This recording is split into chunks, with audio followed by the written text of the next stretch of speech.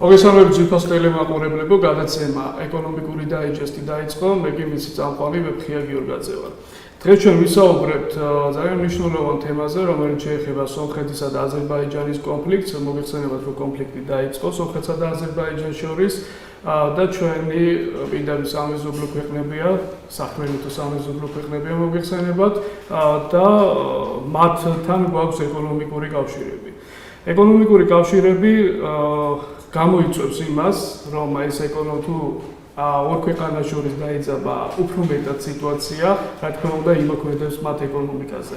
შესაბამისად, ჩვენ ვართ მათი პარტნიორი ქვეყანა და რა თქმა უნდა, ჩვენზეც აისახება ეს. თუ როგორ აისახება და რა ოდენობით და რა ფაქტორები მან შეიძლება განაპირობოს ჩვენ ქვეყანაზე გარკვეული წნეხი ეკონომიკური მიმართულებით ამ კუთხიდან გამომდინარე, ამასთან დაკავშირებით ჩვენ ვისაუბრებთ, ამისთვის მოვიწვიე კომპეტენტური ექსპერტები, ბატონი რატი აბულაძე ეკონომიკის დოქტორი და ბატონი ირაკლი თედორაძე ეკონომიკისა და სამართლის საერთაშორისო საბჭოს თავმჯდომარე, იურისტი და ასევე ეკონომისტი. მოგესალმებით ბატონებო, მადლობა მოგზაურობისათვის თქვენი დროისთვის.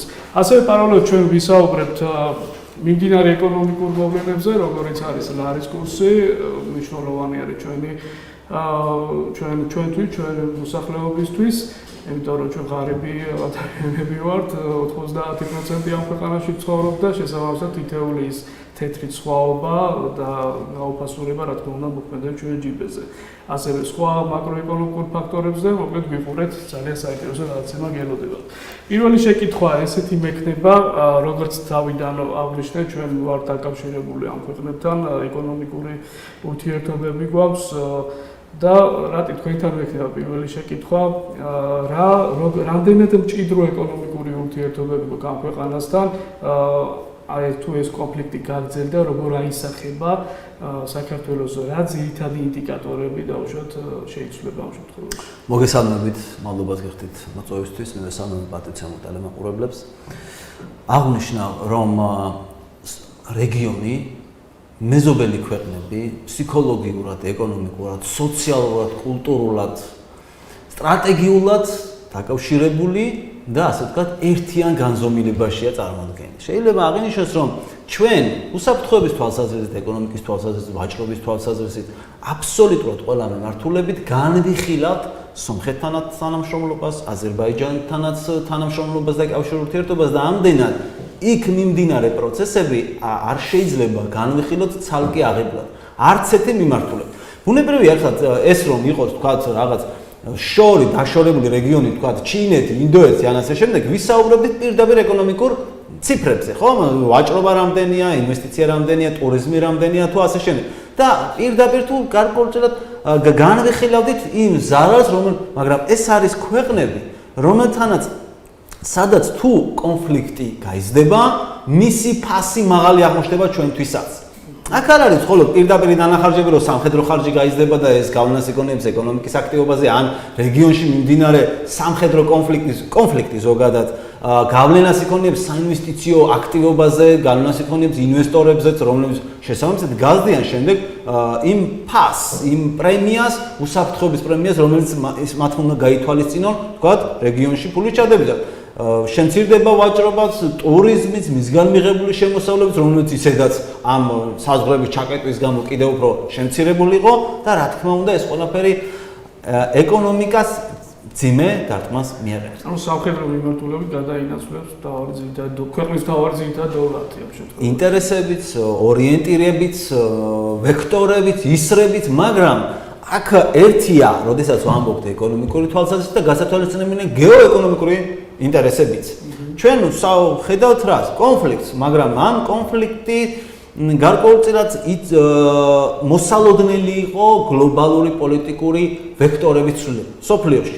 და ამ ფონზე ჩვენს რეგიონშიც მივიღეთ გარკვეულწილად ასეთი ვექტორების ცვლილება, ასეთი გლობალიზაციის ერთგვარი ტრანსფორმაციის პროცესი, სადაც ახალი, ასე ვთქვათ, მოთამაშეებიც კი გამოჩნდნენ. თუ კონფლიქტს ჩვენ განვიხილავთ ახლა ეკონომიკურ თვალსაზრისით, სადაც სომხეთი და აზერბაიჯანია და ვიცოდით, ისედაც მაგალითად საქართველოს ეროვნული უსაფრთხოების კონცეფციაში პირდაპირ არის აღნიშნული, რომ ეს კონფლიქტი აძლიერებს მაგალითად სხვა საფრთხებს. ამ საფრთხეებში უკვე ჩდებიან თუ განვიხილავთ ერთ მოთამაშეს, ახლა უკვე ორი მოთამაშე გაჩნდა. რომელთა როლიც რეგიონში საკმაოდ ძლავრად წარმოჩინდა და საკმაოდ ხმამაღლად წარმოჩინდა. ბუნებრივია, ჩვენ გამოწვევები არ ნიშნავს განყენებულად. რა თქმა უნდა, ჩვენთვის ის ერთ-ერთ მნიშვნელოვან ეკონომიკურ გამოწვევასაც წარმოადგენს, სტრატეგიულ გამოწვევას, უსაფრთხოების გამოწვევას და საკმაოდ დიდი გადაწყობა გვჭირდება ამ პროცესებმა, რომ მინიმალური ზიანი მოგვაყენოს ჩვენ.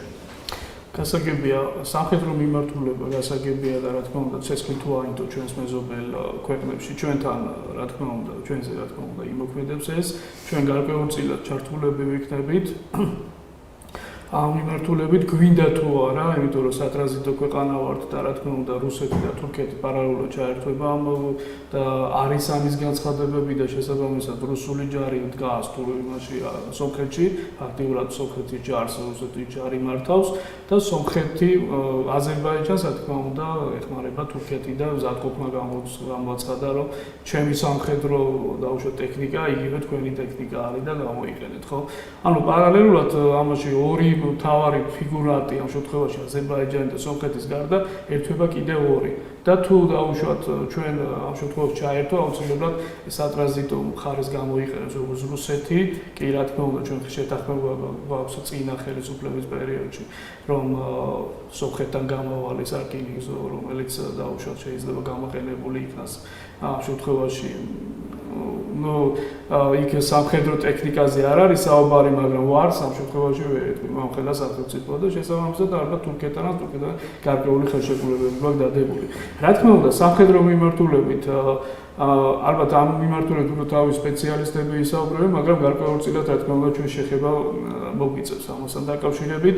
მე მახსოვს რომ თქვენ მყავდით სტუდიაში ჩვენ ვისაუბრეთ კორონავირუსთან დაკავშირებით და მაშინაც რა თქმა უნდა ჩვენი პროგნოზები დავდეთ და სამწუხაროდ ეს პროგნოზები გამართლდა და მე გადავხედე გადაცემას და ალბათ პირველი გადაცემა რომელიც ისაუბრებს ეკონომიკურ კონტექსტში თუ რა შეხება შეიძლება ქონდეს ამ კონფლიქტს საქართველოს ეკონომიკასთან და საერთოდ სამხრეთ კავკასიის ეკონომიკურ მდგომარეობასთან. ბატონო ირაკლი თქვენ დავუშვათ დაკავშირებით როგორ ხედავთ ამ კონფლიქტს საქართველოსთან მიმართებაში ეკონომიკურ ჭრილში და თუნდაც პოლიტიკურ. საინტერესო კითხვა და ეკონომიკურ ნაწილში სრულად ვეთანხმები ბატონ რატის. რა თქმა უნდა ჩვენთვის ეს არ არის არც ასიხარულო და ესე ვთქვათ საფრთხის მომასწავლებელია, მაგრამ ჩვენ ასევე უნდა განვიხილოთ გეოპოლიტიკური ჭრილი რუსეთმა და თურქეთმა არა მხოლოდ გამოთქვეს უკვე ესე ვთქვათ სურვილი და მზაობა, არამედ ჩართულები არიან და ეს ამავდროულად ნიშნავს, რომ თუ ერთვება ესე ვთქვათ ესეთ კონფლიქტში თურქეთი, ერთვება მთელი ესე ვთქვათ არაბული და ისლამური სამყარო. Toro თურქეთს საკმაო ესე ვთქვათ სამეგობრო ყავს, საკმაოდ ესე ვთქვათ მოზღავებული არის ესე ვთქვათ მუსლიმური განწყობები და ვთქვათ იდეოლოგიის გავრცელება როგორც ევროპის ესე ვთქვათ კონტინენტზე ისე აზიისკენ და მათთვის ეს იქნება შესაძლებლობა რომ მოახდინონ სრული ინტერვენცია. ხა არის მეორე მომენტი, ხო, რატომ მოხდა კონფლიქტი დაუშვათ ამ კონფლიქტს მოასწავლებდა ჯერ კიდევ თქვენ თუ გაიხსენებთ მიუნხენში კონფერენცია იყო, როდესაც პაშინიანმა და ალიევმა ერთმანეთს არათუ ესე ვთქვათ დიპლომატიურად, არამედ ძალიან მტრულად და სადღაც დიპლომატიურ ენაზე უზრდელათაც კი პრესკონფერენციენ. კი, ამაც წლის სხვათა შორის არც თუ ისე დიდი ხნის უკან და ეს უკვე მომასწავლებელი იყო, რომ ეს ორი ქვეყანა ელოდებოდა ესე ვთქვათ პატარა ნაპერწკალს და ეს პატარა ნაპერწკალი იყო ზუსტად კორონა. ჩვენ თუ განვიხილავთ რეგიონში ყველაზე ცუდი მაჩვენებლები ეკონომიკაშიც, კორონასთან გამკლავებაშიც აქვს აზერბაიჯანს და ეკონომიკური ასე ვთქვათ სიდუხჭირე განიცადა ყველაზე დიდი რეგიონში სომხეთმა და მე ვთვლი რომ ეს გარკვეული ესე ვთქვათ ესკალაცია კონფლიქტის არის ყურადღების გადატანის საშუალება მით უმეტეს ოპოზიციასთან გამყარების თავისი პოზიციების, იმიტომ რომ პაშინიანის ესე ვთქვათ პოლიტიკა როგორც რუსეთთან მიმართებაში ისე რეგიონში მიმართებაში არ იყო მოწონებული. გამომდინარე აქედან ეს პატრიოტულ მოტივებზე ამღერებული ესე ვთქვათ ყარაბახის დაბრუნება, რომელიც 30 წელია უკვე არის საკონფლიქტო ტერიტორია, ორივე ქვეყანას აწევდა.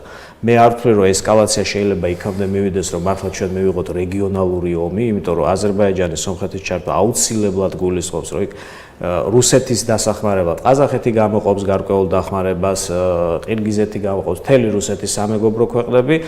ამ ხელა ესკალაციას ეს ორი ქვეყანა არ ემსახურებს და ყურადღებას და მსოფლიო ალბათ ამაზე თავის დროზე შეთანხმდება, თუმცა იმასაც თუ გავითვალისწინებთ, რომ თურქეთმა უკვე აია სოფიასთან მიმართებით რა განცხადებები გააკეთა, შეიძლება ჩავთვალოთ, რომ აი ზუსტად თურქეთის ეს აღვირახსნილი და ფიცხი პოლიტიკა შესაძლოა, რომ აზერბაიჯანმა გამოიყენოს.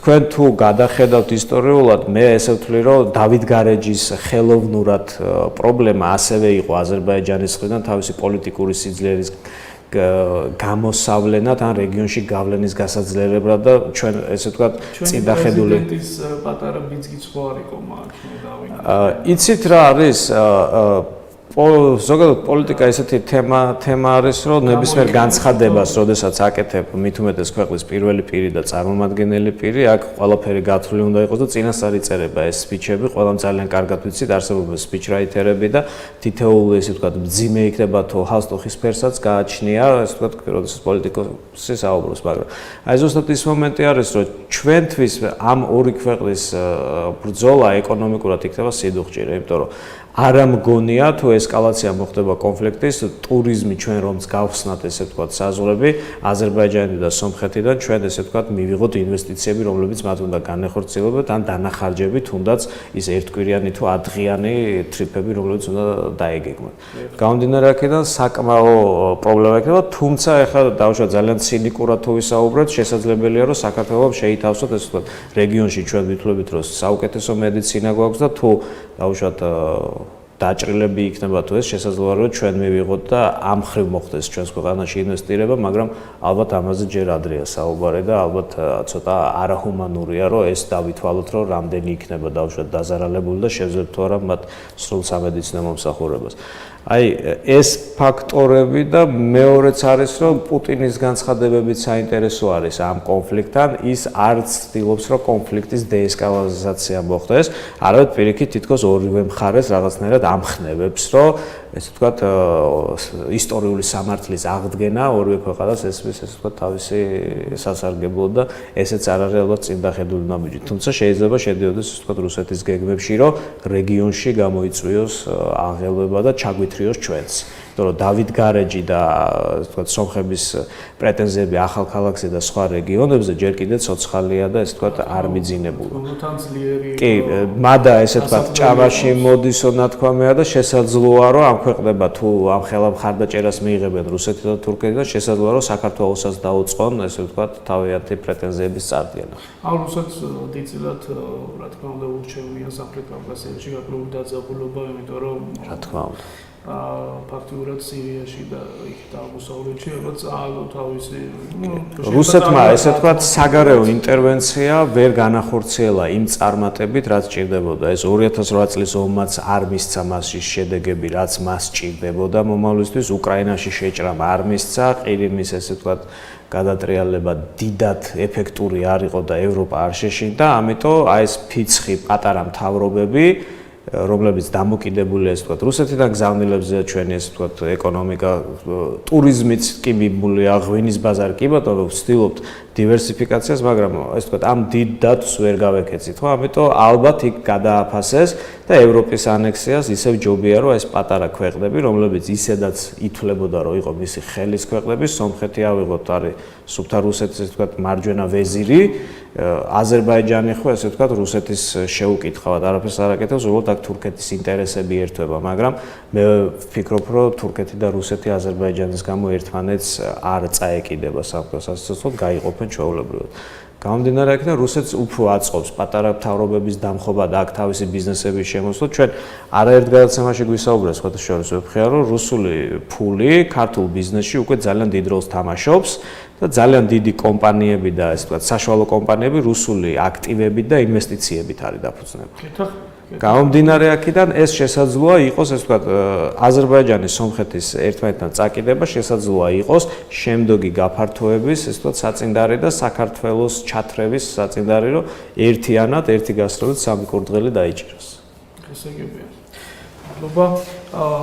რომ გავსაზღვროთ რა ეკონომიკური ურთიერთობები გვაქვს სომხეთთან, როგორ აზერბაიჯანთან, როგორ ვართ მათთან დაკავშირებული, რა ფაქტორებით ძირითადად და მაინც რომ გავსაზღვროთ ჩვენ ეკონომისტები, ქართული პროგნოზი გავაკეთოთ იმასთან დაკავშირებით, რომ რა დარტყმა შეიძლება მიიღოს ეკონომიკამ პირველად.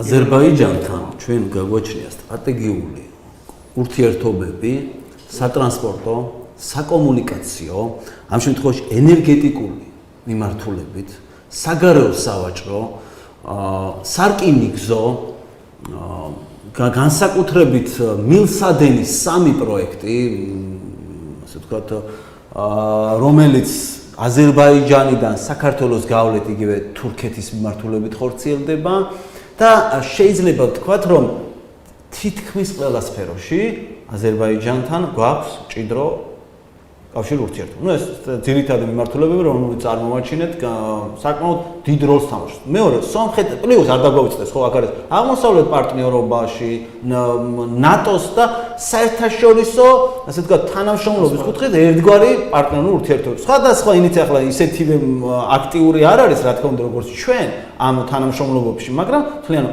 ასევე ვთქვათ, იგივე ასე ვთქვათ, სუამის წევრი ქვეყნები გაერთიანება გვაქვს აზერბაიჯანთან. რაც შეეხება სომხეთს, სომხეთთანაც ანალოგიური ურთიერთობები გვაქვს, მჭიდრო საკომუნიკაციო, ასე ვთქვათ, პარტნიორული, ეკონომიკური, სავაჭრო ურთიერთობები გვაქვს და ვაგრძელებთ ამ ურთიერთობას. ახლა უნდა გავითვალისწინოთ, სომხეთი საზღვარი აქვს ჩაკეტილი თურქეთთან.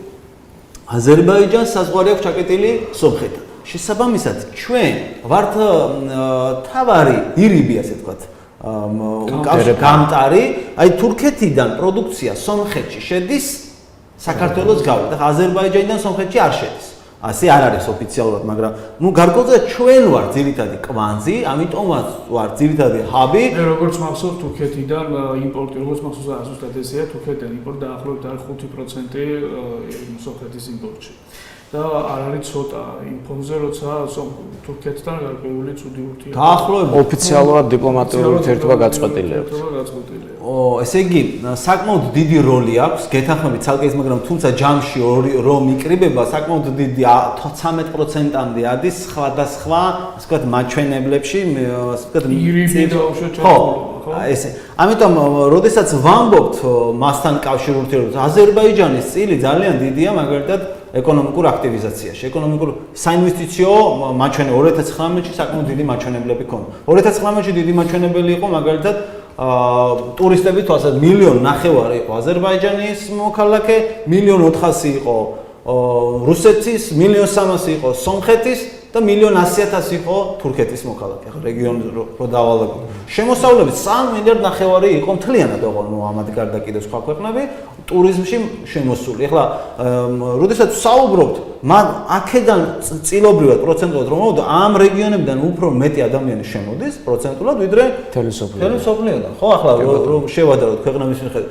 ეს ყველაფრით არის განპირობებული ობიექტური თუ ასე ვთქვათ, სუბიექტური ფაქტორებითაც კი. და რაც ჩვენთვის ხელსაყრელ ფონს ქმნის, რომ კონდეს მშვიდობა რეგიონში. ეხლა სათითაოდ რომ მოვიღოთ, ჩავყვეთ საინვესტიციო თვალსაზრისით, კი მესმის, ახლა საინვესტიციო თვალსაზრისით შეიძლება რაღაც დიდი მასშტაბები არ მივიღოთ, მაგრამ მისი როლი უკვე მნიშვნელოვანია. კავშირი ურთიერთობა, ვაჭრობა, ახლა ექსპორტის თვალსაზრისით საკმაოდ დიდი, ასე ვთქვათ, საექსპორტო პოტენციალი გვაქვს აზერბაიჯანთან, სომხეთთან, რუსეთთან, მცირე გვაქვს თურქეთთან. მაგრამ იმპორტის თვალსაზრისით თურქეთთან უფრო მეტი პროდუქცია შემოდის, ვიდრე ვთქვათ ამ დანარჩენი ქვეყნებიდან, მაგრამ ეს ხომ ავსებს იმ დანაკლის, იმ მოწყვლად ადგილებს, რომელიც ჩვენ ჯერ ისე ვერ გავააქტიურებთ. ამიტომ მე მაინც აღნიშნავ, რომ როდესაც ვსაუბრობთ ახლა რეგიონზე, ვსაუბრობთ ასე ვთქვათ, ცალკეულ ქვეყნებზე და კონფლიქტის ფასზე, კონფლიქტს ყოველთვის გააჩნდა, გარკვეული ინსტრუმენტალიზაციის, ასე ვთქვათ, როლი ყოველთვის ექნება.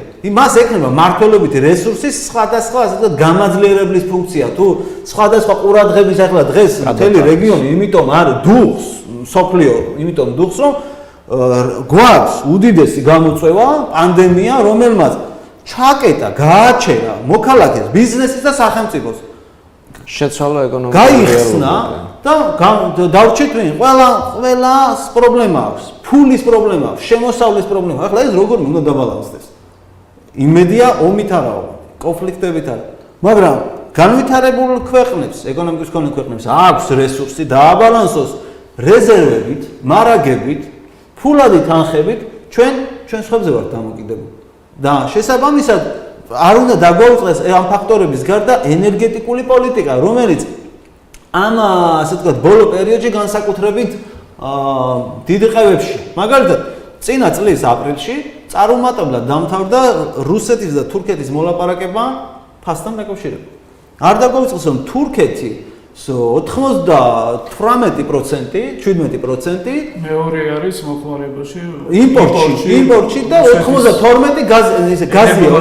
ეთახო, ნავთობი 92. ეხლა მან იცის რომ ამხელად დამოკიდებულება მის უსაფრთხოებას დიდ დარტყმას აყენებს, მოწყვლად ხსნის.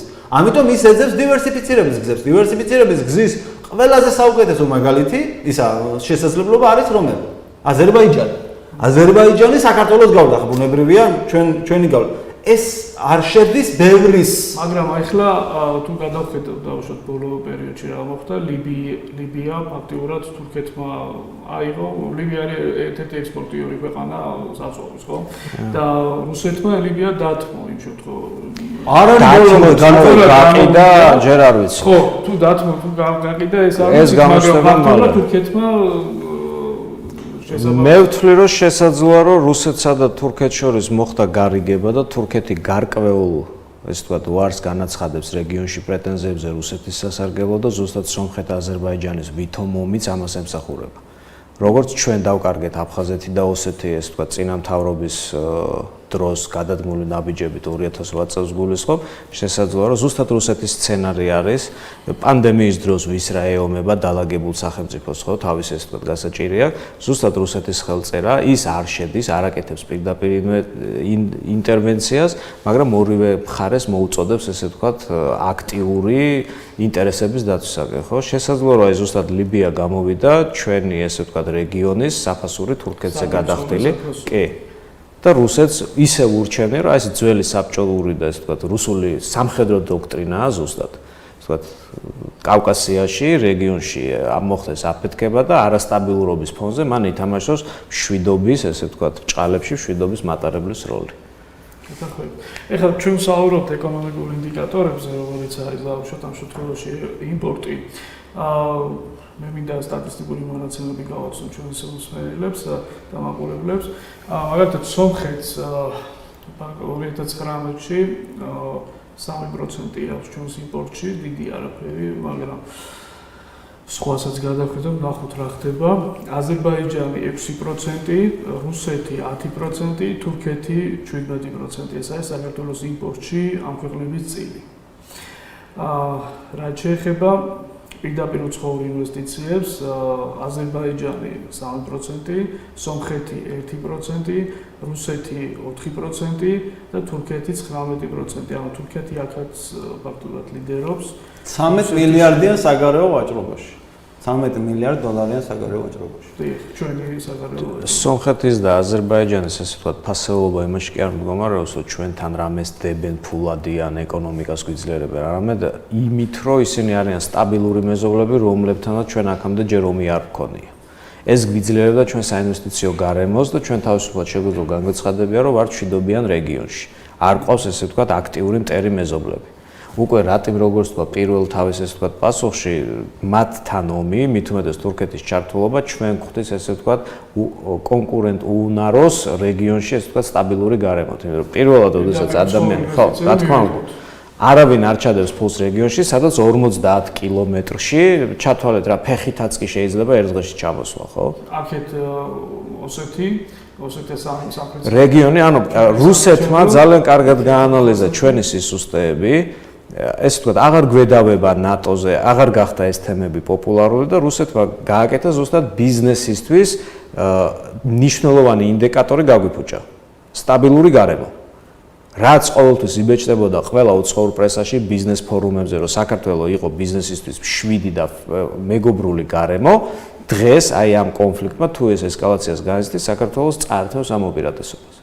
საქართველოს პროცესი. რა თქმა უნდა, საქართველოსთვის წართმევა ესეთი გარემოსი და ინვესტიციების არ შემოსვლა, როდესაც ეკონომიკა სრულად არის დამყარებული და ქვაკუთხედია ერთ-ერთი უცხოური ინვესტიციები, ნიშნავს, რომ საქართველო იწყებს გაღარიბებას. და ეს ასე, რა თქმა უნდა, ეს ასევე ზრდის ხალხის უკმაყოფილებას, განსაკუთრებით ტურიზმის სფერო მოდის, ესე ვთქვათ, და აქტიური სეზონი აჭარაში, ესე ვთქვათ, ხალხს აქვს ძალიან დიდი სესხები. ეს აუცილებლად უნდა ვთქვა, იმიტომ რომ დღეერთია და ძალიან ბევრი ადამიანი მოგმართავს, რომ გაარკვიონ, როგორ დაგეგმონ თავიანთი ბიზნესი, იმიტომ რომ მთლიანად აჭარის რეგიონი, გურია უახლოესი ხო, ურეკიდე, არის ტურიზმზე დამოკიდებული ეკონომიკა. საკმარისია ჩვენ ჩაგვივარდეს ეს სეზონი და ვალები, მithოდეს ბანკებმა ისეთი ესე ვთქვათ შესთავაზეს ალტერნატივა, გააღატაკეს საერთოდ სესხებლები, ხო? ვითომ გადაუადეს, მაგრამ მთელი პროცენტები და საჯარიმო სანქციებით გადაუადეს. აი, რაშია ბანკებს მაგალითად მოსახლეობის გაყარიბება თუ ფიქრობ? მე ვთვლი, რომ პროგრამა მაქსიმუმი არის მცირე ბიზნესების გაქრობა და დიდი კორპორაციები, როგორც არის საქართველოს ბანკი, TBC ბანკი, თავისი ესე ვთქვათ შვილობილი კომპანიები და მონათესავე სფეროები, დაზღვევაც მაგათ მაითთვის ეს სამედიცინო სფეროთ, დიდი კორპორაციების ხელში გადასვლა. პატარა მეწარმე გახდება მათი მუშა ხელი, რომელსაც თუ თქვენ შეამჩნიეთ, პარალელურად მიდიოდა დამსაქმებელთა ფორუმი, აი ამ დღეებში და იქ განაცხადეს, რომ 300 ლარი, ესე ვთქვათ, უკვე კარგი ხელფასია და მეტის გადახდა არ შეუძლიათ, ოვერთაიმები რო გადაიხადონ, გაღატაკდებიან, თურმე გაღატაკდება ესეთი დიდი კორპორაციები ოვერთაიმების გადახდისთვის, ანუ დამატების სამუშაოდ და ღამის ცვლებში, ესე ვთქვათ, ზედმეტი ფასის გადახდა ბიზნესისთვის არის წამგებელი და ამას სახელმწიფო ეთანხმება. შრომის კოდექსზე მიდის ამავდროულად ეხა მუშაობა და სამართლებრივი კუთხისაც უკვე ისე მიდის, რომ დამსაქმებელი უნდა იყოს პრიორიტეტულ როლში და ზუსტად ერთმანეთთან თუ დავაჯამებთ, გამოდის, რომ დიდი კორპორაციები ცდილობენ დაეუფლონ, ესე ვთქვათ, სრულად სახელმწიფოს და სახელმწიფო, ესე ვთქვათ, მათ დოლგარმონის შეკვეთისმეც არაფერს არ უზავს, იმიტომ რომ თავიანთი ხელფასები და პრემიები ზუსტად მათი გადასახადებით ბიუჯეტში ფორმირდება და ანუ თქვენ ამბობთ, რომ ამ შემთხვევაში მსხვილი ბანკებს უღირთ ეს არ მხოლოდ ბანკებს, დიდ კორპორაციებს, რა თქმა უნდა. ესე იგი ბაზრის გაფართოების კუთხით. რა თქმა უნდა, თავისი გავლენის გაფართოების კუთხით. დღეს ყველასთვის ცნობილია, რომ ნავთობკომპანიები და დიდი კორპორაციები ეს არის სახელმწიფოში.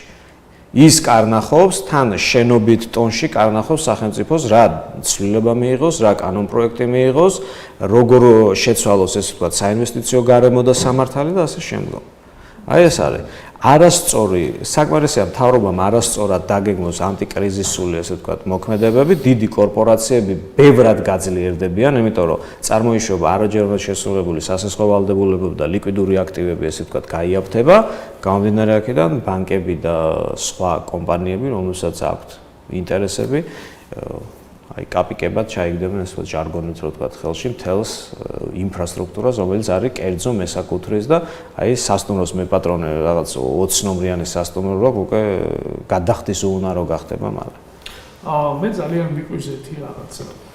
ნუ გასაგებია საბჭოთა კავშირში გამოვლილი ქვეყანა ვარ და მორჩილებას მიჩეული ქვეყანა, საერთოდ ქართველები და არა მარტო ქართველები 15 ქვეყანა. ალბათ აქედან გამომდინარე თორემ უბრალოდ ისეთი ნიუანსები არის დაშვებული და უშუალოდ თუნდაც იმ ხუთ ქვეყანასთან გახსნის პირობებს საზღვრის საჰაერო მიმოსვლის გახსნასთან დაკავშირებით თუ რა პირობები ჩადო ჩვენმა მთავრობამ, ხო? პირველი ეს ტესტი გავუკეთოთ და უშუალოდ შემდეგ მან შეავსოს გარკვეული 2 კვირის განმავლობაში სად იყო ფაქტობრივად ტრიუმფს ავსებინებს და დადასტურებასაც არ ვითხოვთ. ანუ დადასტურებასაც მნიშვნელობა არ აქვს. არგუმენტს როგორ უნდა გაარკვიო, საერთოდ. ხო, საიდან უნდა გაარკვიო, ვერანაირად გაარკვიო, ალბათ Google-ის ტელეფონის Google-ის, მაგრამ აზრიც არ აქვს. არა, ეს უკვე პირად ცხოვრების ხელშეუხებლობას არ აქვს, ჩვენ კონსტიტუციით გვაქვს მონიჭებული უფლება, რომ არ შეეხონ ჩვენ პირად ცხოვრებას. გამომდინარე აქედან ამის შემოწმება. აი, მაგაც კიდევ შეზღუდულები ვარ.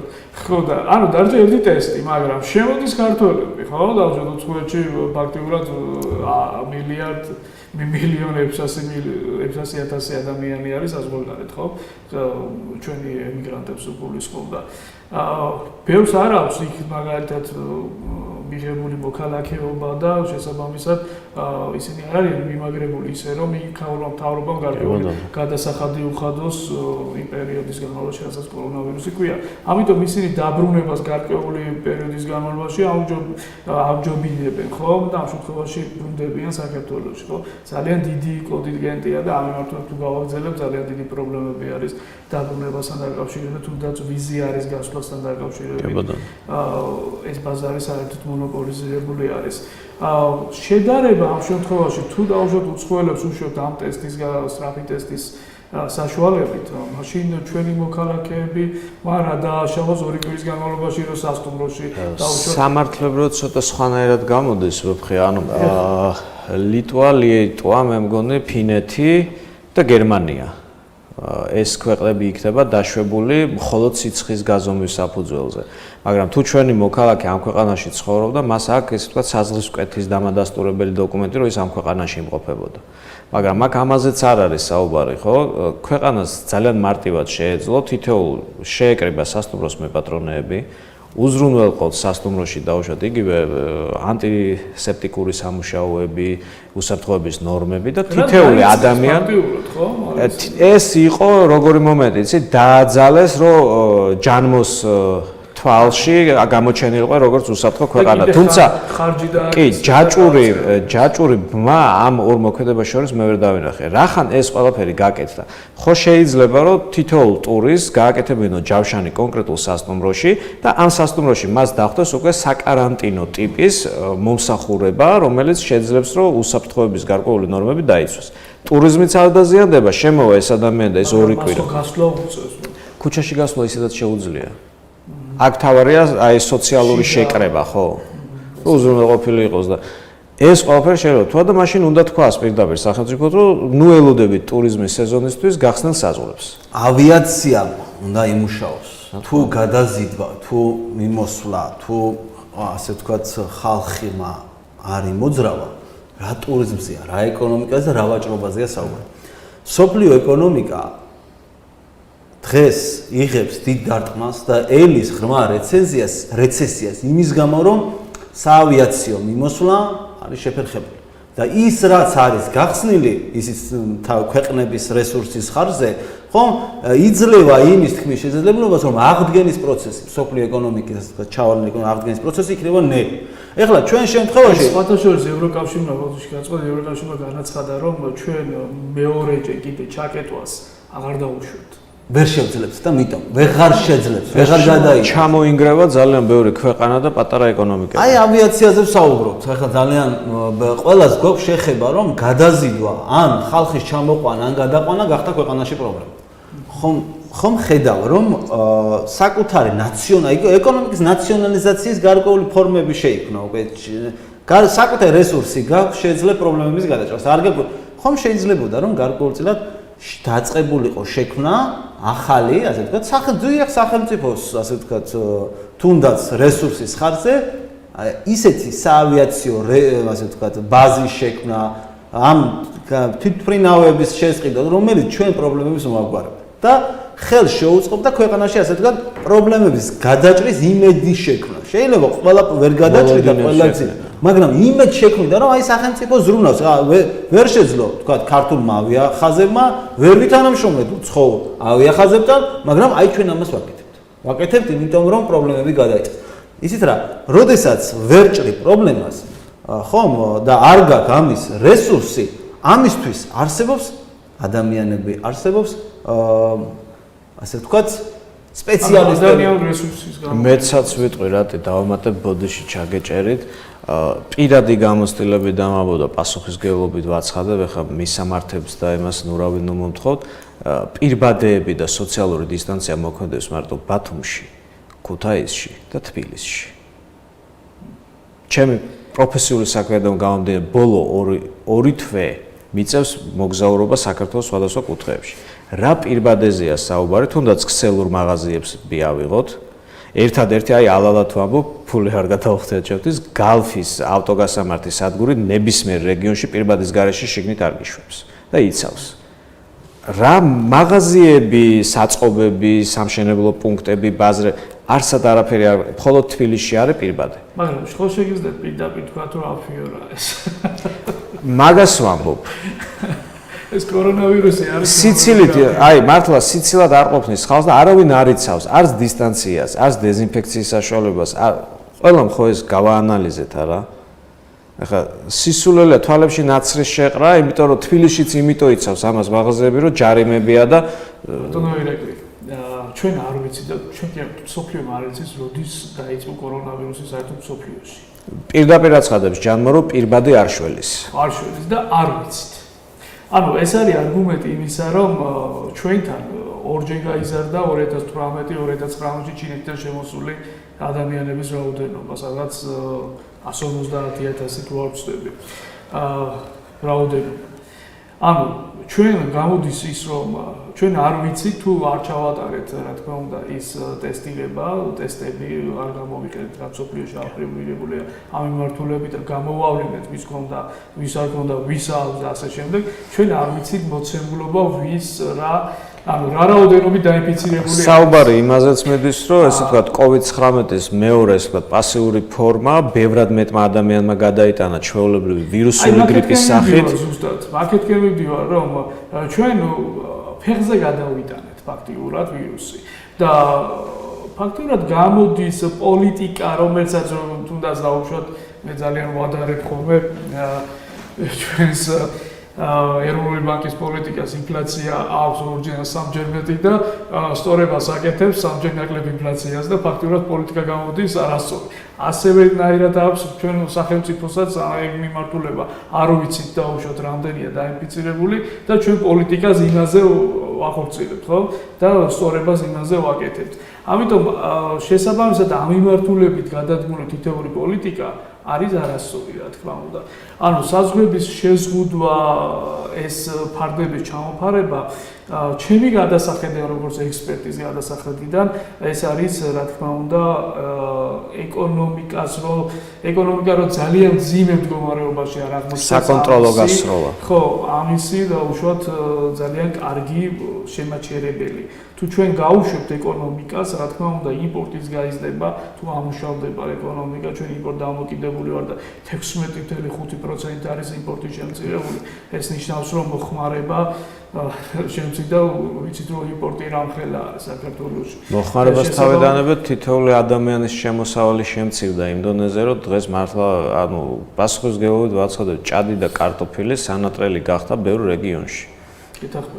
და შესაბამისად პარალელურად შეგვიგვცირდა ჩვენ იგივე რაოდენობით ექსპორტი. ესე იგი, უცხოური ვალუტა, პირდაპირ უცხოური ინვესტიციები ფაქტობრივად არ აქვს. გამით უმეტეს ეს კონფლიქტი, როგორც თქვენ ახსენეთ, ბატონო ირაკლი, საერთოდ უშლის ხელს ამ გარემოს და შესაბამისად ვერ მივიღებთ. ფულადი გზავნილები შემცირებული არ მოწინააღმდეს და შედარებით პატარა გაიზარდა, მაგრამ არაფერი ტურიზმი არ აგვაქვს. ანუ ჩვენი საგადასახადო ბალანსი ფაქტიურად ის იმხელა დიდი ფსკერი ექნება, ანუ დოლარსა და ლარს შორის თანაფარდობას, რომ ლარი შეიძლება იყოს ალბათ გახდეს 5-დან 2. იუმორით გეტყვით $1 ვინახავ, რომ მე ჩემი სასტუმრო ავაშენო ევროტურის არებას. $1 ვინახავ, რომ აი ევროტურში ბოლოს რო არის 10 ცენტიანით, რომ ჩემს სასტუმროს ვაშენებ, რომ მუშა რო გაიგდებს თავს. მე ვთვლი, რომ ლარი კი არა, არამედ რუსული რუბლიც, აი რუსეთის ზუსტად მაგიტო ვამბობ, ეს არის რუსეთის ხელი.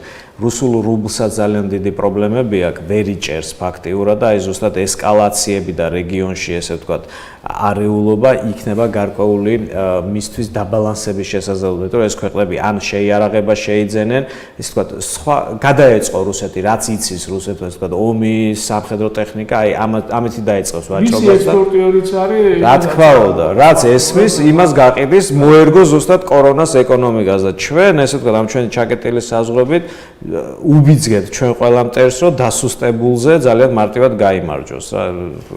მე მგონი ალბათ მაძღარი აღარც დარჩება არავინ თუ ეს ესე გაგზავნა. და ამ დროს მზა რეცეპტი და მიმართულება, რომ ეკონომიკის სტრუქტურის ცვლილება მოხდეს და მისი ასე ვთქვათ გადაწყობა მოხდეს არსებულ პროცესებზე, მაგის გარდა ყველაფერს ვაკეთებთ ქვეყანაში.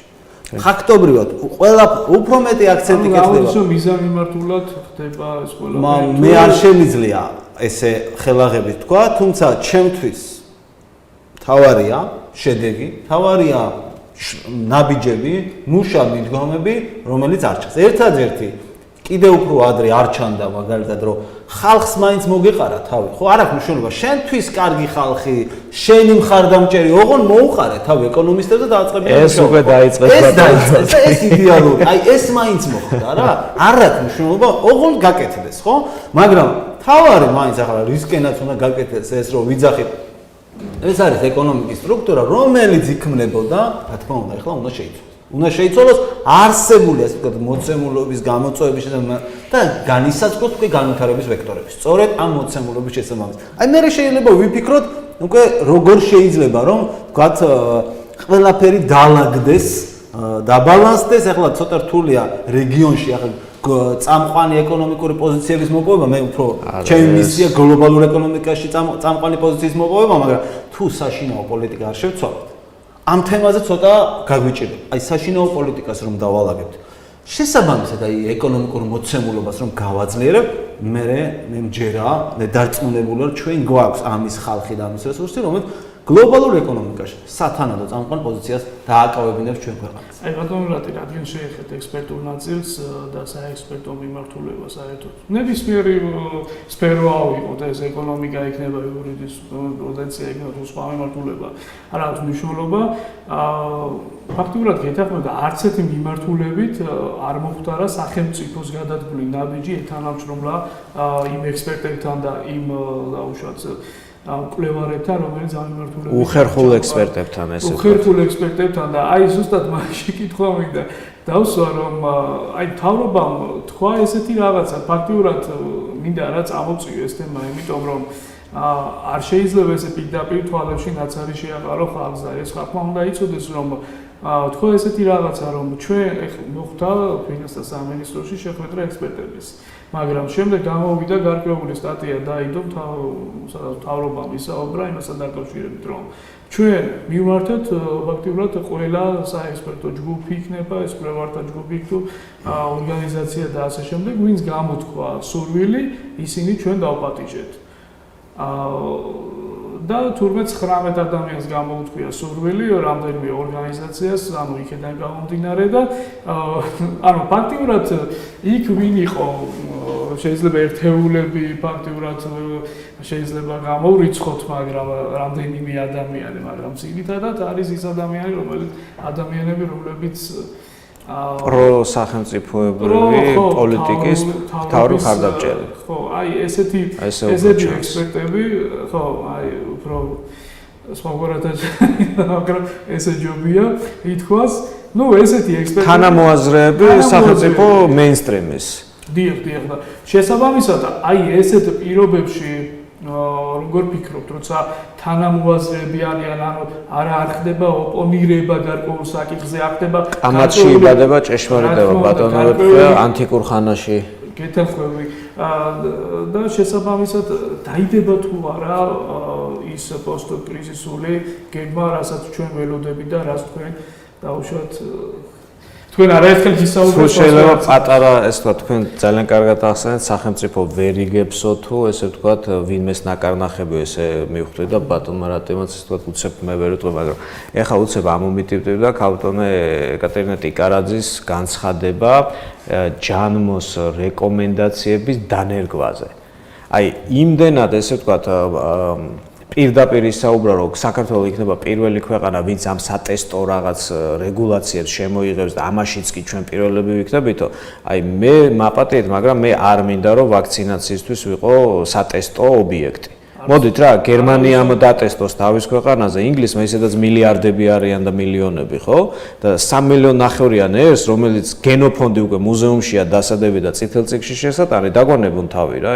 ეს იგივე არის მე ვთვლი რომ ეკონომიკური ეს ექსპერტები რასაც დადებენ და სახელმწიფო მოიწონებს და ძალიან ბევრი პრესა ისაუბრებს მე პროსახელმწიფოებრივი თვალებში შეყრა იგივე დღევანდელი ანტიკრიზისული გეგმა ნაცრის ძალიან ბევრი დახმარება განხორციელდა ჩვენ ეთერს მიღაც ვისაუბრეთ და არ კარგავთ მაგრამ ეს არ არის ეს არის როგორი მომენტი იცით აი ქირურგიული საოპერაციო სივსივნე რო ავიღოთ და აი უბრალოდ ტკივილგამაყუჩებელი გაუკეთო ადამიანს და სივსივნეს არ მიადგე ან არ ამოჭრა ოპერაბელურად ან ქიმიოთერაპია არ ჩაატარო და ასე შემდეგ და აი კეტანოლი აძლიო და ნუ ან მორფი გაუკეთო ადამიანს რომ ეს თქვა სიკვდილამდე მივიდეს ისე რომ ვერ იგზნოს რომ კვდება აი ეს არის დღევანდელი ანტიკრიზისული გეგმა. რატო თუ სხვა სახელმწიფოებს შეუძლიათ რომ თქვან რომ მე ჩემ ერს ამას არ გავაკეთებინებ, მე ჩემი ინტერესებს შეესაჯდება, ჩვენ რატო ვართ ყოველთვის რომ ოღონ ვინმე თქვას რამე და მოდი ჩვენ კარგი ბიჭები ვარ და ყველაფერს შევასრულებთ. ანუ ფაქტიურად ჩვენ მომობთ რომ ამერიკის შეერთებული შტატების სტრატეგიული პარტნიორი ვართ, ხო? ყველა სტრატეგიული პარტნიორი კი არა ვართ, ჩვენ ვართ აი ოფიციალური ტერმინალი, სადაც ამერიკის შეერთებული შტატები, ასე ვთქვათ, თავის არასაჭირო პოლიტიკა იქნება ექსპერიმენტი თუ საცდელი ვერსია აქ გამოცდის და მე ესე ვთქვათ აიღოს. რატო ამერიკის შეერთებულმა შტატებმა იგივენაირად არ შემოიღო რეგულაციები? არა, აი ზუსტად მაგის ხაზგასმა მინდოდა რისი. ნახეთ, ამერიკის შეერთებული შტატებმა საერთოდ ჯანმოს აღარ მიცა, ხო და ფინანსება ჯანმომ აჩვენა რომ არის უმოქმედო. მილიონი არის და შესაბამისად ჩვენ თუ დავუშვათ პროდასავლური თავრობა არის, პროდასავლური ქვეყანა ვართ და ჩვენ გვინდა, ნამდვილად გვინდა რა, რომ ვიყოთ ამერიკის შეერთებული შტატების ეკონომიკის მსგავსი რაღაცა მოდელი გადმოვიღოთ. ჩიკაგოს ეკონომისტები არის მსოფლიო ესა რა ქვია, მოვლენა. ბევრი რამის სწავლა შეგვიძლია.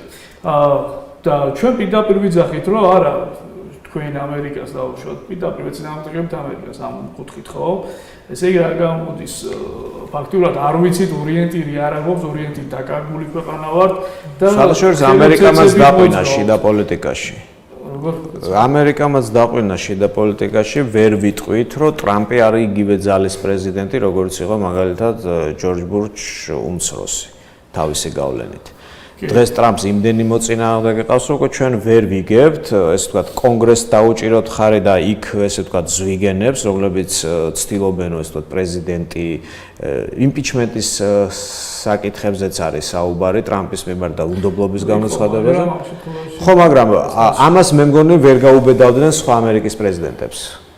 ამაზე საუბარს და ამდენ ესე ვთქვათ ამერიკა იმას ხსნის რომ თავისუფალ და უშუალოდ ამ შემთხვევაში ლიბერალურ მხარეს არ არის ამერიკა დემოკრატიული ქვეყანა მოდი ესე ავიღოთ ძალიან კარგად ვიცით ამერიკა როგორი ცენტრალიზებული ქვეყანაა და როგორი ესე ვთქვათ ვერტიკალი აქვს სახელმწიფოებრივი წყობის და პრეზიდენტს შედარებითია ყველაფერი ხო არა დემოკრატია არის უბრალოდ მოქალაქეებს არ ერჩიან როგორც დავუშვათ ჩვენთან იყო წარსულში და მეტი თავისუფლება აქვს გამოხატვის კუთხით მაგრამ როგორც ასეთი სამთავრობო ვერტიკალი ამერიკაში ძალიან ცენტრალიზებულია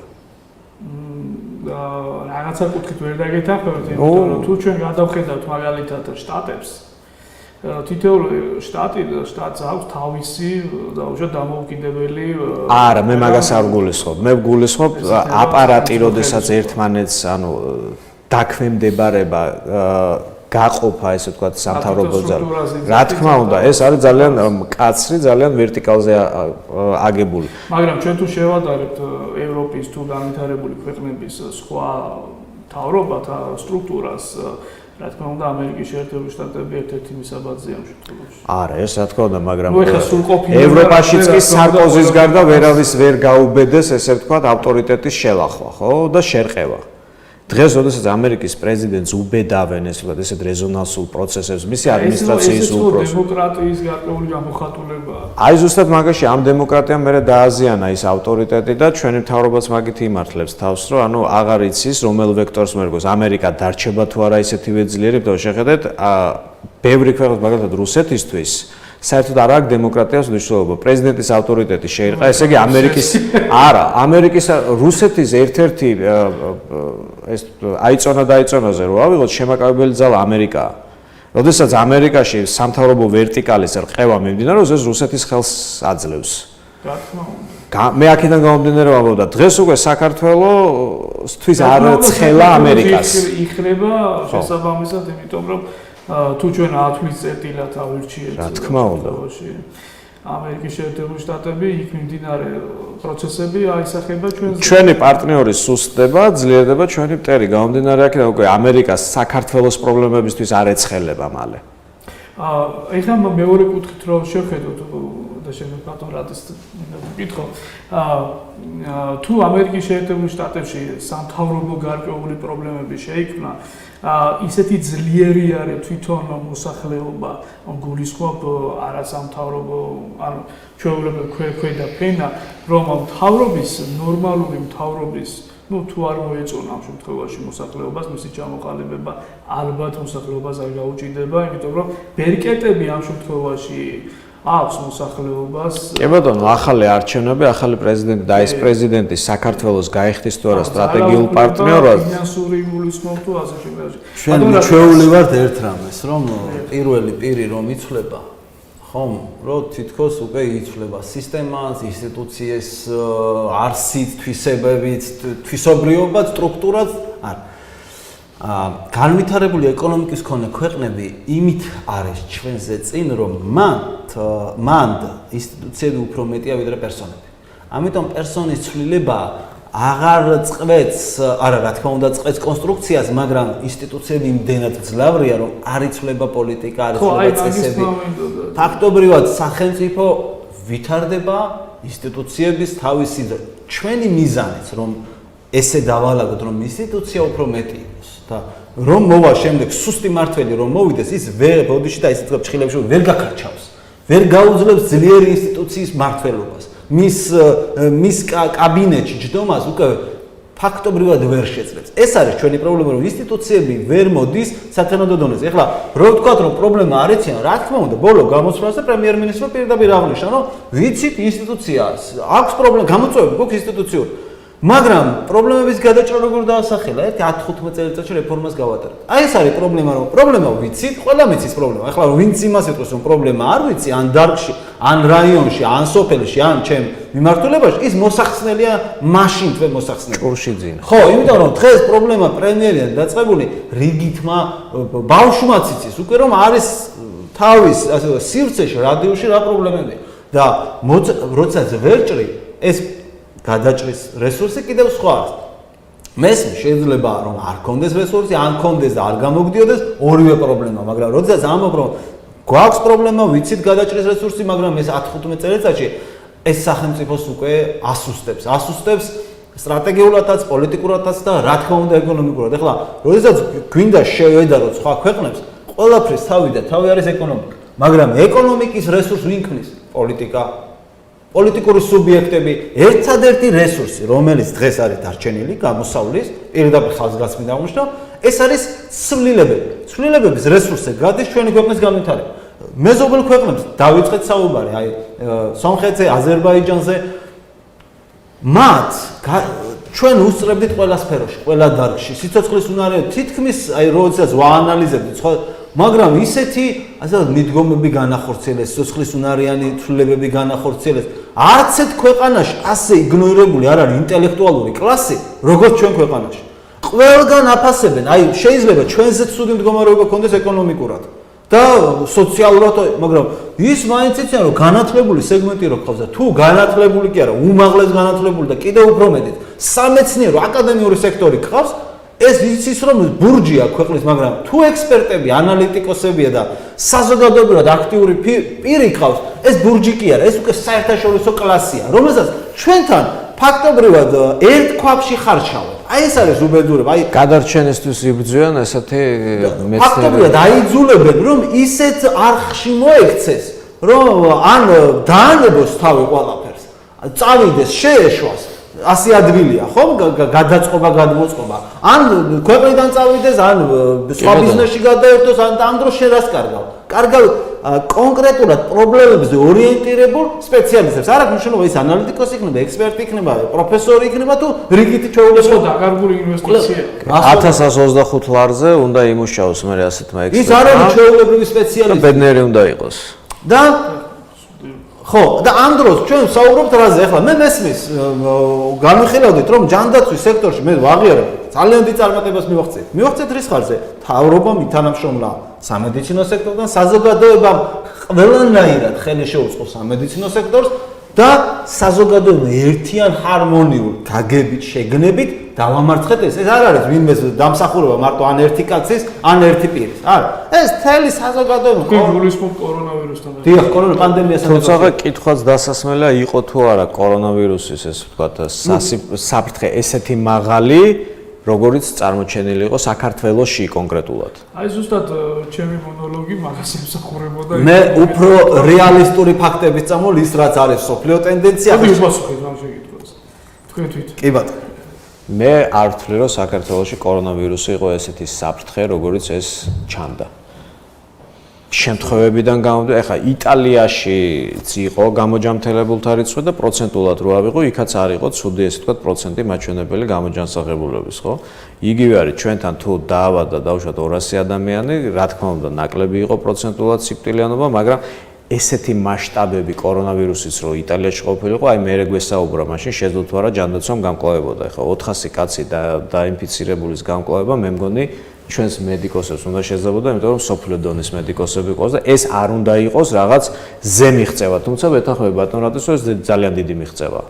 მაგრამ ამითი დაუფასოთ, რაც არის პოზიტიური მაჩვენებლები, გარემო მაინც სტიმული მივცეთ, რომ უფრო მეტი და მეტი სიკეთე გაკეთდეს. მე აღნიშნავდი კიდეც, მაგალითად ჩაგეჭერთ მოგპატიეთ, აღნიშნავდი, რომ კარგია ამ ფონზე სამედიცინო სექტორს დაუფინანსოთ კვლევები. ჩვენც ვიმუშაოთ 100 მილიონი ჩაირიცხა ინექციებზე, ჩვენც ვიმუშაოთ წამალზე, გამოგონებებზე, რატომაც არა, ხო გვაქვს ასეთი წარმატებული მიღწევა ამ მიმართულებით. მოდი ახლა აქაც მოვსინჯოთ, ეს კარგი კადრები მივცეთ კვლევებს იყოს სტიმული. რა თქმა უნდა, მე უკვე არის ეს 10-100 კაცი დაუფინანსე, შექმნის ხო კარგი ვაქცინას. თუ ვერ შექმნის, ის ხო მაინც შეიქმნება მაგალითი, ამის ასე ვთქვათ, პრაქტიკა შეიქმნება, რომ ასეთი მოცემულობის ქვეყანა გქონდეს. და ბოლოს ახლა ეკონომიკაში არ იყო ასეთ თანამშრომლობა, არანაირი თანამშრომლობა არ იყო. კი იყო, ახლა იცით რომ სხვადასხვა შეხვედრები იყო, სხვადასხვა ფორმატის შეხვედრები, მაგრამ ისეთი რომ აი ჯგუფი შექმნილი იყო და ახლა შეიქმნა. კარგია, გვიან მაინც ხომ შეიქმნა, ახლა მე მაინც მივესალმებოდი რომ მობილიზაციას რაღაც ვამბობდით, ვაცხადებდით ტელევიზიით და შეიქმნა. არ აქვს მნიშვნელობა, ვინ მონაწილეობს, როგორი, მაგრამ თავარია რომ ფაქტი შეიქმნა და ეს მისასალმებელი, ოღონდ პრობლემა გადაიჭრას. ოღონ ეკონომიკური პრობლემები დაიძლიოს და ქვეყანა გაძლიერდეს. ხუცე ბატონრატე საერთოდ რომ შეკრიბა უმეტეს ნაწილს ეხლა არის ძალიან მარტივი კვლევა, არის ფსიქოლოგიური კვლევა.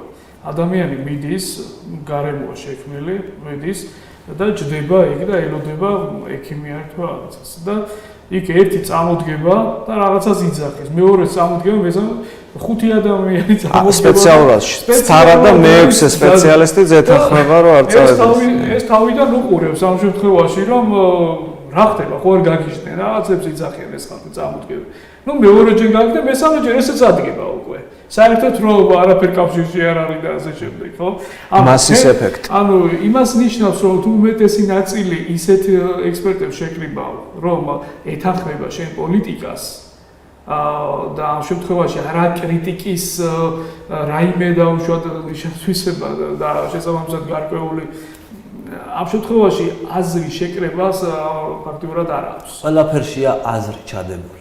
ალბათ ამ თემაზე საუბარი ჯობია. ძალიან ოპტიმისტი თქვი, ბატონო. ყველაფერში აზრი ჩადებული, ამიტომ უკეთესია ჩვენ გადავიდეთ, ასე ვთქვათ, ეკონომიკური მოცემულობის დაძლევის გზებზე, რომ მაგალითად მე მიჩვენია ამ ფორმით გავაგრძელოთ საუბარი. ეხლა ეს თემა ასე გადავიდეთ ხა პოლიტიკა. კარგი, აი მაგალითად ეხლა საგარეო ვაჭრობა რომ მცირდება, აი თქვენც აღნიშნეთ იგივე ექსპორტი, იმპორტი საკმაოდ დიდია, ხო? კარგი, მე მინდა გავაგრძელო ექსპორტთან დაკავშირებით და ჩვენ 13, აზერბაიჯანი 13, რუსეთი 13, სომხეთი 11 და თურქეთი 5% არის ჩვენი ექსპორტი იქ. და თუ ახლა თურქეთს ფაქტიურად შეიძლება პრობლემები არ შეექმნას, ამ შემთხვევაში და რუსეთს ფაქტიურად შექმნილი აქვს პრობლემა იმასთან დაკავშირებით, რომ ჩვენ ვიცით, რომ ძირითადად დამოკიდებული არის ენერგომატარებლის ექსპორტზე, მთლიანი ეკონომიკის ფაქტიურად 60%, თუ მეტი არ არის და შესაბამისად მას შეიძლება გარკვეული პრობლემები ეხლა შემცირებასთან დაკავშირებითაც კი გარკვეული ჯარიმები, სანქციები მიიღო რუსეთმა და შესაბამისად ეს ეკონომიკას დააზარალებს. ამიტომ თუ ამას ჩვენ შევკრიბავთ მთლიანობაში, ეს 4-ვე ქვეყანა, პრინციპში 3-ვე ქვეყანას ჯობია 3 შეკრიბოთ ამ შემთხვევაში, ეს არის 23-32%. ანუ ჩვენი ექსპორტის 32% ხორციელდება ამ ქვეყნებში. გულისხმობ აზერბაიჯანი, რუსეთი, სომხეთი. თუ ამათი ეკონომიკური მდგომარეობა დამძიმდა, რა თქმა უნდა, ჩვენი ეკონომიკური მდგომარეობა ჩვენი ექსპორტის 30%-ის მესამედით შეგვიმცირდება. კითხვის ნიშნის ქვეშ დადგება. კითხვის ნიშნის ქვეშ დადგება, ეს ორი არის, იმიტომ რომ ჩვენ არ ვიცით როგორ განვითარდება მაინც მოვლენები, ხო? თქვენ რას ურჩევთ დაუშვათ გამოსავალი რა შეიძლება იყოს? კი მართალია ჩვენი მეზობელი ქვეყნები არის ეს ქვეყნები და უფრო ადვილია კომუნიკაციას, როგორც ახსენა ბატონმა რატიმ ჩვენ მენტალურადაც უფრო ადვილად უგებ ჩვენ ერთმანეთს ამ ხალხს და ასე შემდეგ. იმიტომ ჩვენი სამეზობლო კარის მეზობლები არიან, მაგრამ ჩვენ ვიცით რომ არასტაბილური ბაზრებია. არასტაბილური მეგობრები და მეზობლებია ბატონო ვეფხია მე არ ჩავდე და ჩვენი პრობლემაც იმაშია ყველას რო კეთილად უყურებთ თორე სომხეთი არასდროს არ ყოფილა ჩვენი მეგობარი ქვეყანა მისი განცხადებებით და გადაწყვეტილებებით გამომდინარე რაც გაუკეთებია მსოფლიო სავაჭრო ორგანიზაციაში რაც გაუკეთებია დაუშვათ მსოფლიო თანამეგობრობაში თუნდაც აფხაზეთში თუნდაც ოსეთის კონფლიქტში თუნდაც ეხლა უახლოეს 2020 წელს და არც აზერბაიჯანი არ გამოდგა ჩვენი ესე ვთქვათ სანდო პარტნიორი მემაპატიეთ მაგრამ აზერბაიჯანის მთავრობა რასაც არ ხონციელებს სოკარის მეშვეობით და ქვემო ქართლში გარდავაში არაერთხელ წამომიჭრა მე ეს პრობლემა ხო მიწების პრობლემები შიდა ქართლში როდესაც ქართული მიწები არის აზერბაიჯანის ესე ვთქვათ მოქალაქეების საკუთრებაში და სოკარი ხარჯავს ესე ვთქვათ ძალიან ბევრ ფულს რომ ამ ხალხმა ეს მიწები შეიძინოს და მიდის ესე ვთქვათ ჭრილოვანი პოლიტიკა აი ეს თუ ცოცავი ანექსია რუსეთმა შემოვიდა ტანკებით და ესენი შემოდიან ძალიან აზერბაიჯანის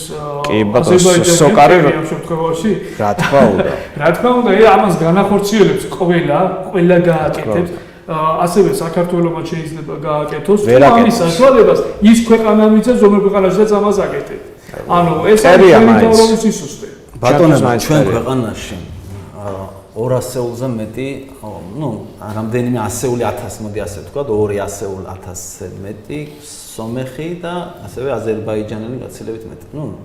ესეთ საკმაოდ სოლიდური დიასპორული ჯგუფი, რომელიც ჩვენთან ერთად აშენებს ამ სახელმწიფოს.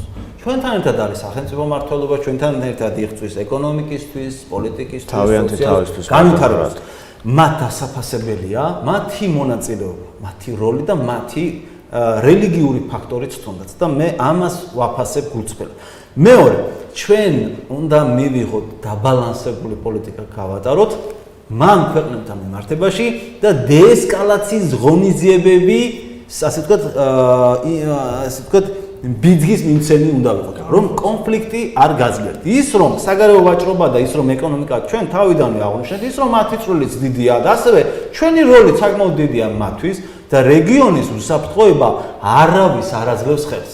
მისი უსაფრთხოების გაუარესება, შესუსტება არც სომხეთს, არც აზერბაიჯანს, არც საქართველოს. სამივე უნდა განვიხილოთ ერთიან ეკონომიკურ სივრცეში. აქ მარტო ამ კუთხით არა, შავი ზღვის რესურსია, პოტენციალი, ანუ ფაქტობრივად საგარეო ეკონომიკური პოლიტიკა, საერთაშორისო პოლიტიკა თუ ასე შემდეგ და ჩვენ თუ ვიქნებით ძლიერი სამივე ქვეყანა, მე მაინც ასე აღვნიშნავ და ასე ვთქვათ, მოკავშირე და ჩვენ შევძლებთ თუნდაც ახლა მე კიდევ ერთხელ აღვნიშნავ რომ ვიყოთ რეგიონში წამყვანი, ეს რა თქმა უნდა, ყველას აქვს მიზნა და ჩვენ უფრო მეტი რესურსი გვაქვს.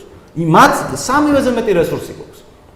რომ რეგიონში წამყვანი ვიყოთ და შევასრულოთ თუნდაც დამბალანსებელი პოლიტიკის გამტარებლის როლის და ფუნქციას. აქ შეუწყოთ ხელი, მაგრამ ამისთვის ხომ ეკონომიკურადაც უნდა გავძლიერდეთ. შესაბამისი ასე ვთქვათ, მოცემულობა უნდა შევქმნათ ქვეყანაში.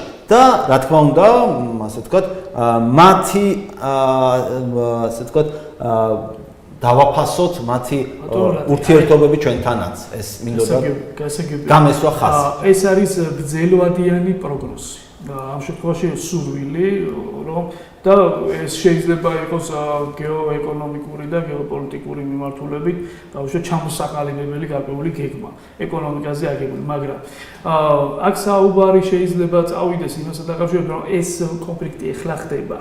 რა შეიძლება გაკეთდეს თუნდაც მაგალითად საქართველოს მხრიდან, როგორც პოლიტიკურად, ასევე ეკონომიკურად.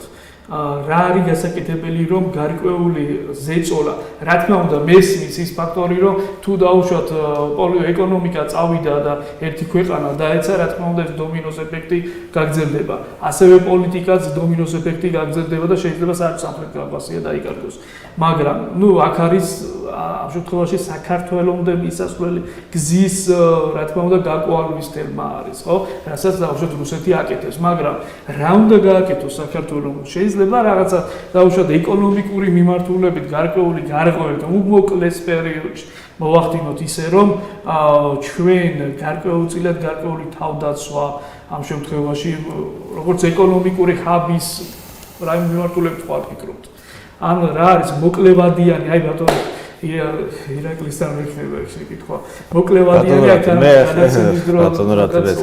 ბატონო ვეფხა მე ცინიკურად გიპასუხებ თქო თქვენ თავზე არ მიიღოთ ზოგადად ქართული არა მე რატომ ხო ანუ ქართული რეალობა ბოლო 20-25 წლის ისტორიაში რო ხა უცებ გავიხსენე რაღაც მომენტები და აზრი არ აქვს ამის ამოტივტივებას ყველა ძალიან კარგად ახსოვს მე ასე ვიტყოდი რა ჩვენ ვართ ევროპული ქვეყანა ამიტომ ავშფოთდეთ და შევიცხადოთ სხვა დანარჩენი ამ კონფლიქტში ჩვენი ჩარევა ეს აძლევს ხელს რუსეთს და ზუსტად ჩავებმებით ისეთ ესე ვთქვათ გაუვალ ტყეში რომელსაც ჩვენ ცოცხლები ეკონომიკურად იქნება ეს თუ სახელმწიფოებად ვერ გამოვვალთ გასაგებია არევა გამორიცხულია მაგაში თანხმობ ორი საბჭოური ქვეყანა იბრძვის რუსეთუმე ქვეყანა დავარქვათ დღეს მოდაშია ორი რუსეთის მეგობარი ქვეყანა იბრძვის რომელიც რუსეთის გამო საქართველოს გაყიდა არაერთხელ და ბოლო გაყიდვა იყო სულ რაღაც 5 თვის უკან ორივე ქვეყნისა და როდესაც განცხადებები გააკეთეს მათმა პირველმა პირებმა და საქართველოს მიმართ ძალიან აგრესიული განცხადებები იყო გამომდინარე ჩვენ ვართ ევროპული ქვეყანა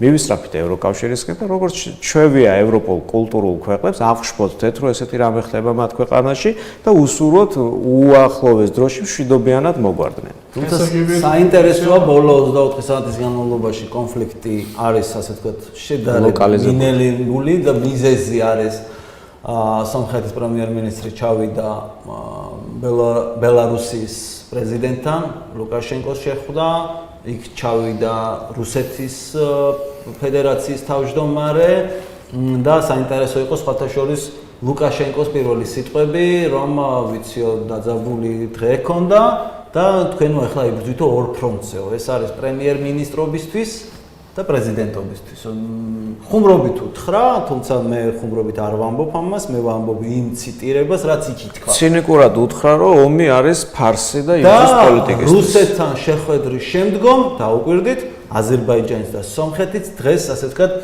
გარკვეულწილად კონფლიქტი აქვთ ცეცხლი არ ჩანს შეიძლება ასე ვთქვათ ცეცხლი არ ჩანს ანუ კონფლიქტი არ არის დეესკალაციის პროცესის კაი პოზიტიურად მინდა ახლა ცოტა დავამთავროთ ეს თემა აი დეესკალაციის პროცესისკენ მიმავალი ნიშნები გამოჩნდა ამ მოცემულობაში თუმცა ახლა მთლიანობაში რა თქმა უნდა ჯერ პრობლემა არ არის გადაჭრელი ბოლომდე შეთანხმებები ერთმანეთისკენ საკმაოდ ისეთი ტონიც არის და იმედი გვაქვს რომ არავის არ უნდა აწყობდეს ეს ხელთ სიგნალები და კიდევ თავარი ისწრას დავიწყე საუბარი ის სიგნალი რომელიც ამ კონფლიქტის შედეგად იქნა გაჟღერებული იმედი მაქვს ახმული იქნება რეგიონის ზოგიერთი მოთამაშეების მიერ გასაგებია მეც რა თქმა უნდა უერთდები მშვიდობას და შესაბამისად რა თქმა უნდა მშვიდობა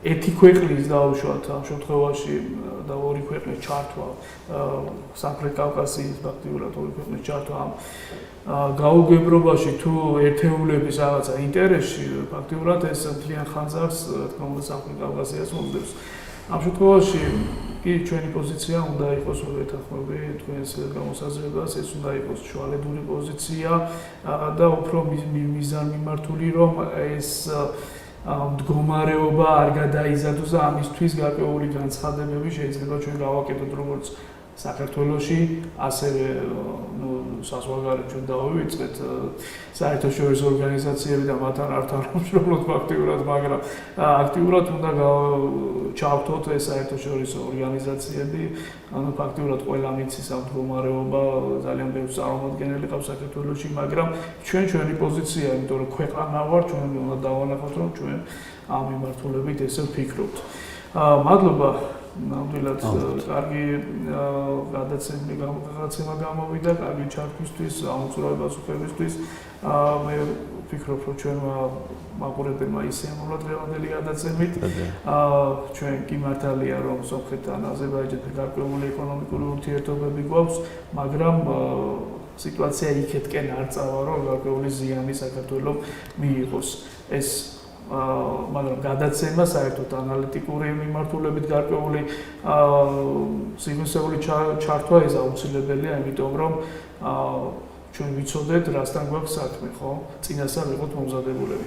მადლობა თქვენი დროისთვის, მადლობა თქვენ. ტელემაყურებლებო თქვენი დროისთვის. მე ვარ ხია გიორგაძე, ვიყავი ამ გადაცემის სტუმარი, ჩემი გადაცემის საყვანი, ჩემი გადაცემის სტუმარი კი რატი აბულაძე და ბატონი ირაკლი თედორაძე გზავდებოდა. მადლობა კიდევ ერთხელ.